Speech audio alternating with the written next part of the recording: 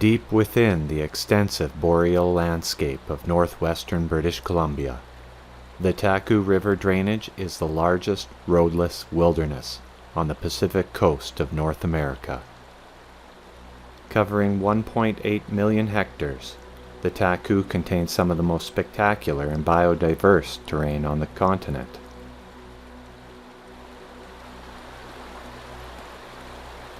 The Taku River and surrounding land is a sanctuary for many species that call this oasis home.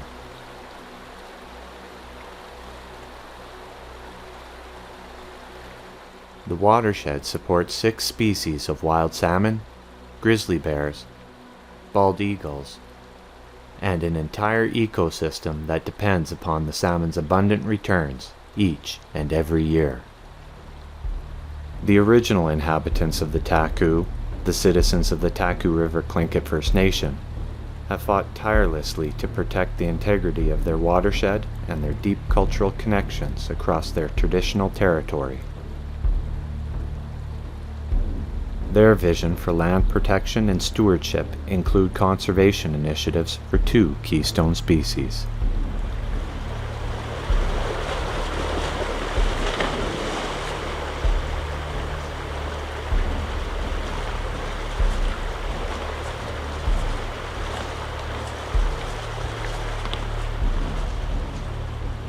The Tlingit are determined to maintain strong and resilient wild salmon populations throughout the drainage. They are also in the process of creating a model for coexistence with a wild animal the Tlingit consider a relative, the iconic grizzly bear. This model will be based on traditional Tlingit knowledge and practices for interacting with bears. Along the shores of a remote tributary of the Taku, we find a Tlingit citizen who is an advocate for and an example of the peaceful and spiritual coexistence between humans and the great bear.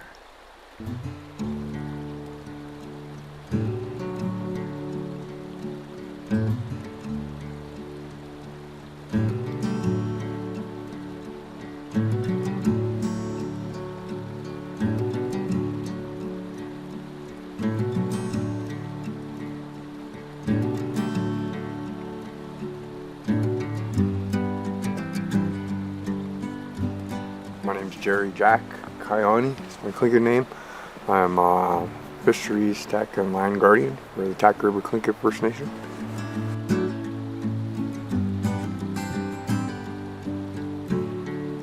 Bear is a very respected animal.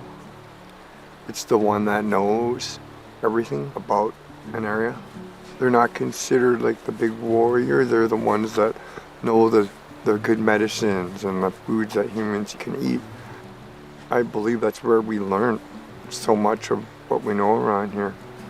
And I think a lot of that's from learning from the bears. My people, my ancestors, had to coexist with bears, and we had to work together back then to share the spots. The bears are here to eat, we're here to eat. And it's probably been like this ever since we first met. We camp in multiple places so that the wild animals, bears, wolves, eagles could still come there and fish and not be pushed out by the human presence. In my mind, that's how we did it. We were hunter-gatherers. You know, we depended off of what we saw animals eat. We adopted their habits in our own ways.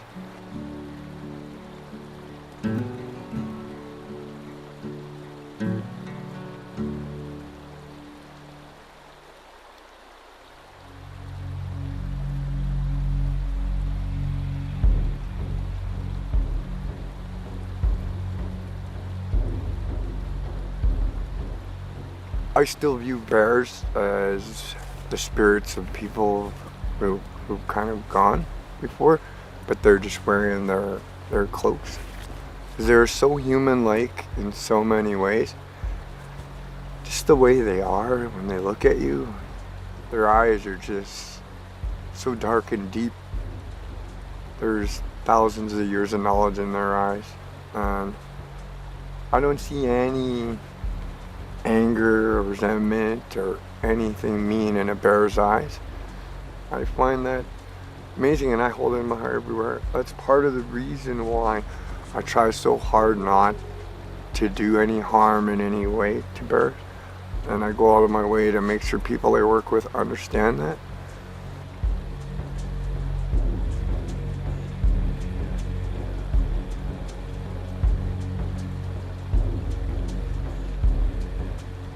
From the beginning, we're always taught respect.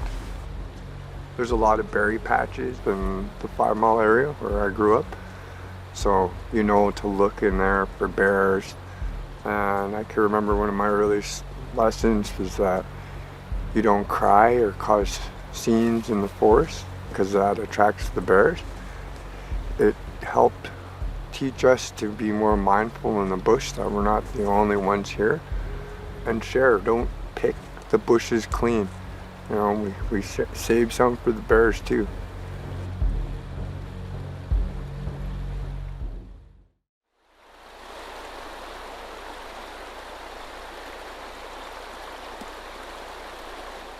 Being around bears, it's a respect thing, but it's also understanding why they're there.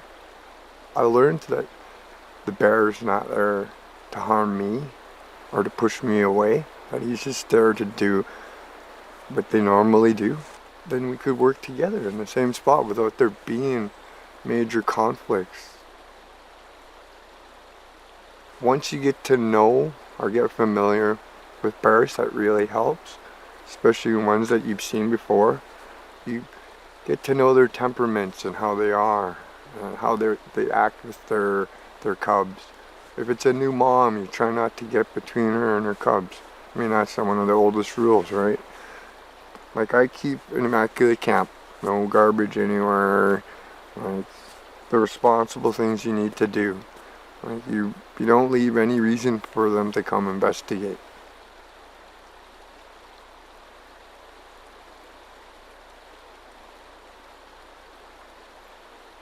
I've never had to shoot a bear with anything, even a rubber bullet. I've pulled out spray, but I've never used it. Like, I'll even talk to them when they're climbing around my rear and it looks like they might break some. I'll give them a shout and let them know. And I feel the bears understand too. I mean, they may not speak the same language as us, but they know what we're trying to say to them. We got to get what we're doing done, and they need to do what they're doing. And when those things cross, it's usually the bear that should win out. We shouldn't have to chase the bear away. And it's when you're chasing them away, I think that's when problems start.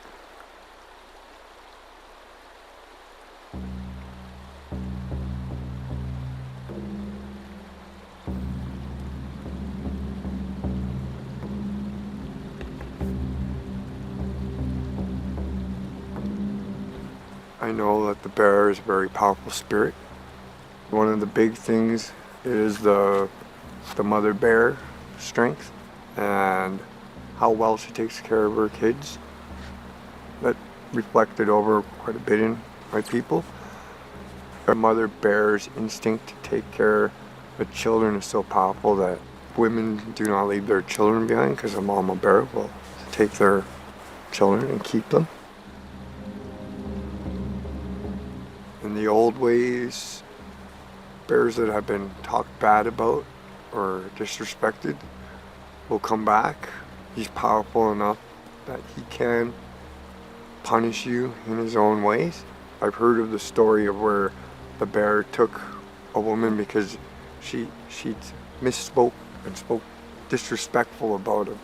So he came back and took her, and then they ended up having kids together. Kids were half bear and half human. There are other stories like the dancing bear. Like, it's a very powerful traditional song.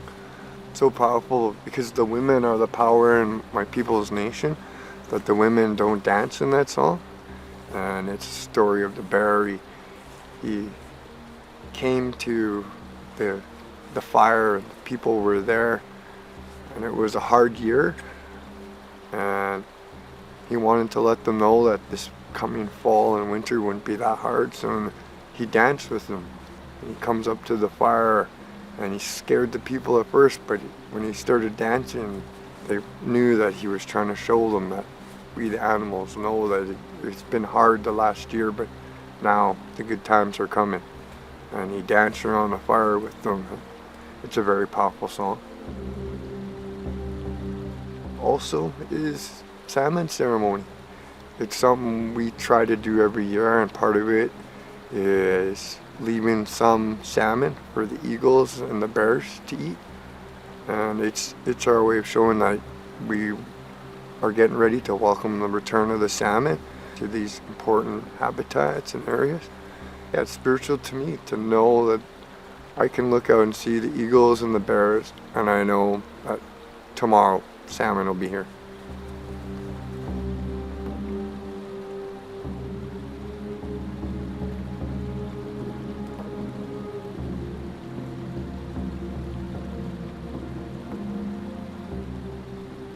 You come along bear trails and rub trees, that's an amazing thing to see.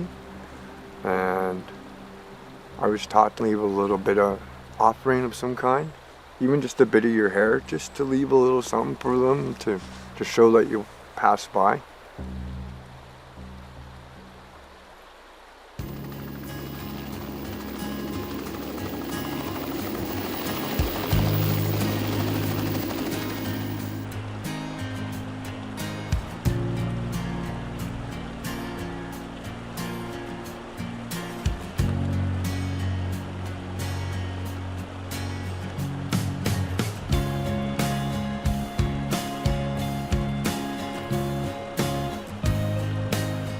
Some of the first bears I met, I'll never forget them. I still think lots of them. You think they're gonna live forever, and unfortunately they don't.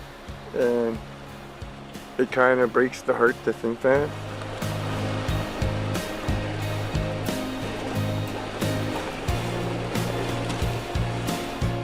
You see them bears that got their fishing down to like a science. They just know how to use like the bank and the side of the weir. God, that's amazing. Like I could just watch them for hours.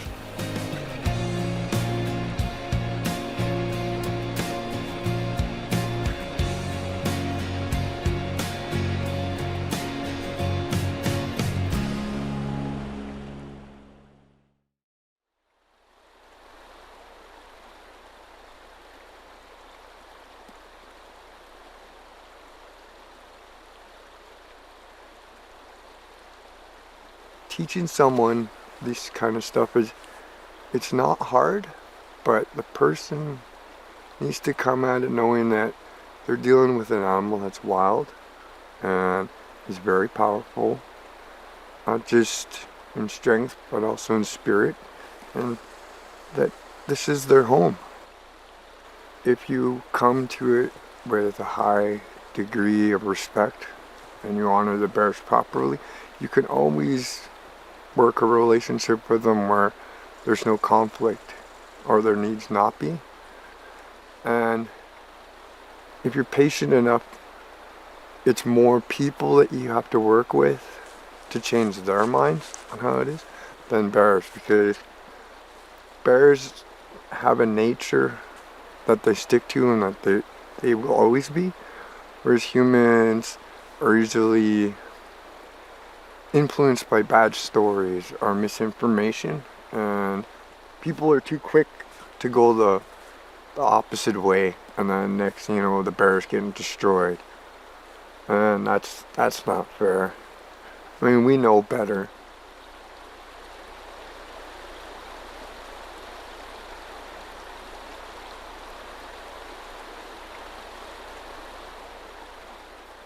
I really think an education that is strong and back to nature, back to the roots that we came from, could really help. When you get that respect for nature, then things make more sense. You know not to treat the bears like this or the fish like this. Everything is meant to be a certain way, and the more we break the rules, the harder it is for everyone.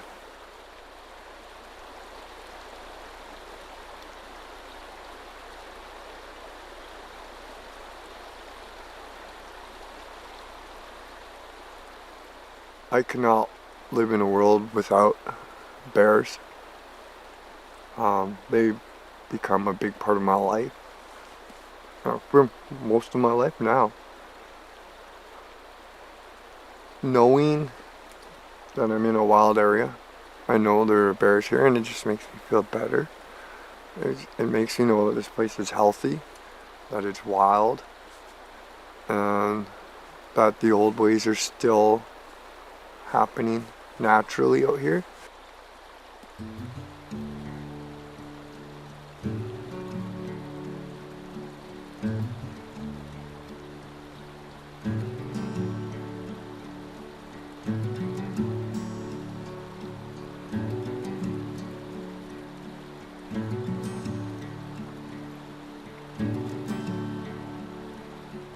One of the most important things I think is keeping wild places wild for these bears. We need to keep these big areas intact without roads, without permanent communities. We push them out of so many areas in this world. If we keep going that way, then we're going to lose the bears. We have a lot already. Why do we need to take more?